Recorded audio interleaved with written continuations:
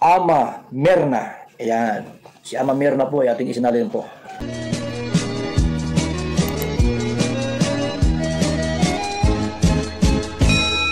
Itong si Erica at si Edo ay makikita mo na may progreso na ang kanilang pagiging love team. Lume-level up na, di po ba? Kung dati ay nagkakailangan, nagkakahiyaan, at halos hindi makatitig sa isa't isa, tapos naging friend na sila. At hindi lang basta-basta friend, kundi naging close friend pa sila. Pero ngayon, nako, lalong lume-level up ang kanilang pagsasama. Sa aking opinion lang to ha, sa aking naobserbahan lang. Siyempre, iba-iba tayo ng obserbasyon. Akin lang ibabahagi yung mga naobserbahan ko at mga nakikita ko sa mga videos. Kaya opinion ko lang po ito, mga kalingap ha. Maaring kayo may iba ring opinion, may ibang komento o may ibang nakikita. Kaya kanya-kanya po muna tayo ng pananaw dito. Kasi ngayon, nakikita ko dito kay Erica at kay Edo ay higit pa sa best friend ang kanilang pagsasamahan. Oh, kitang-kita naman kung si Edo napakalambing, napakasweet kay Erica. Dati halos hindi makadikit-dikit kay Erica yan. Pero ngayon, pag nakaupo sila, talagang magkadikit yung kanilang mga braso. At hindi lang yun itong si Edo ha. Yung kanyang pagpoporma, kakaiba talaga. May konting pahawak-hawak na rin siya sa kamay ni Erica. Siyempre si Erica naiilang yan, di ba?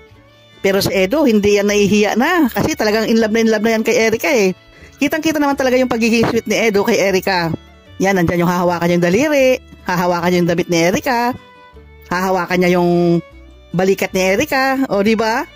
Kung pinapanood mo sila, no, talagang napakalaki yung ngiti mo dito sa dalawang ito. Halos hindi na bumababa yung yung pisngi mo sa kangingiti. Hindi ka na tumitigil sa kakikilig ba sa kanila pag nakikita mo silang dalawa. Bagay na bagay kasi. Bagamat si Edo ay may konting pahawak-hawak na kay Erica, yung bang biglang pasulpot-sulpot lang yung paghawak niya, ganyan. Pero yun ay may respeto pa rin yun, sa aking paningin lang. At siyempre si Erica nahihiya nahihiyang hinahawakan, nahihiyang hinakbayan, nahihiyang tinititigan, ganon. Kaya minsan ay umiilag siya, tinatanggal yung kamay ni Edo. Kasi siyempre ang alam nga ng mga tao, mga viewers ay magkaibigan lang talaga sila. Tapos makikita mong hawakan ni Edo. Kung hindi ka ba naman papalag, kung ikaw ay babae tapos hindi ka papalag, ibig sabihin, may something na, nako ha. Gusto mo rin yun at may something na yun pag ganon, pag hindi ka na pumalag. Dito nagulat ako sa sinabi ni Edo at natawa talaga ako, napatawa ako nung narinig ko yun. Pakinggan po natin ito. Ay! Dami. Uy! Wag! Diyan ka lang. Wala ka talaga sa tanong. Nagkakatalit ka. Hindi ka ayaw. Takto may mata nito. Bago na pa kasi. Sa'yo din naman. Sa'yo din. Sa'yo din. Ano? Saan tayo punta? Hindi ko alam Alangan dito na natin gamitin ito. Marami pang pag malabas, no? Ang ganda nito. Pag taglamig lang ito silang soda.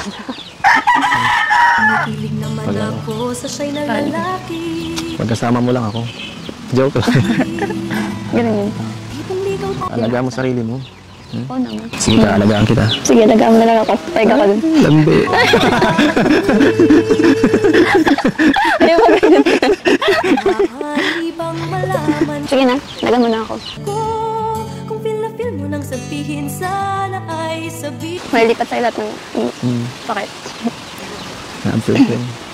Na-absorb ko yun. Na-absorb ko yung sakit ko. Ganun ba yun? Na-absorb yun. Wala na nga. Okay na. Saglit lang naman. Saglit lang. Ano? Titingnan lang tayo. Titingnan lang tayo. Ano? Sasagot mo na ako. Sasagot mo. Ano yan? Dita. Uy. No.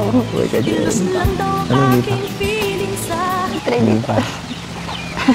Pinagloyal ako mga viewers Pinagloyal ako mga viewers Joke lang. Ano ba? Hindi ko ano. Bahala ka kung hindi pa. Ayan, di ba? Todo lambing si Edo kay Erica, pero anong ginagawa ni Erica? Sige ang sige ang ilag niya, sige ang iwas niya. Kaya tuloy na sabi ni Edo na niloloko mo yung mga viewers. Ano ibig sabihin nun? Meron akong ibang paliwanag dito mga kalingap, mga kabsat. Ang aking komento dito sa sinabi ni Edo na ito na niloloko mo mga viewers, sabi niya kay Erica. Yung komento ko dito ay meron na nga talaga silang something. Kasi kung sila na, hindi na nahihiya si Edo, nahahawak-hawak kay Erica. Sobrang dikit na nga niya eh. At talagang lagi niyang hinahawakan yung kamay ni Erica. Hindi na siya nahihiya. Kasi meron na nga sila. Inuulit ko, para sa akin lang ito ha, obserbasyon ko lang. Meron na ngang may MU na nga sila maaring higit pa doon. Kaya lang wala pa sa script kasi dahil siyempre ito ay Kalingap serye, hindi pa pwedeng i-reveal yan. Pero off camera, napaka-sweet ng dalawa. Kaya nabanggit ni Edo yun na niloloko mo mga viewers, sabi niya kay Erica. Oo nga naman, kung sila nga naman talaga ay meron ng ugnayan, tapos iiwas-iwas pa si Erica, ay dililoloko nga niya yung mga viewers, di ba?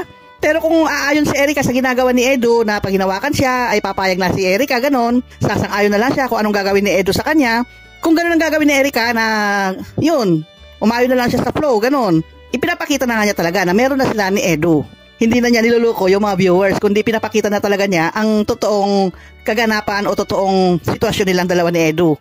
Ayan, nadulas si Edo sa pagsabi niyang ganon. Sinabihan niya si Erica, niluluko mo mga viewers kasi parang ilag ni Erica eh. Sige naman ang habol ni Edo o sige naman ang hawak ni Edo.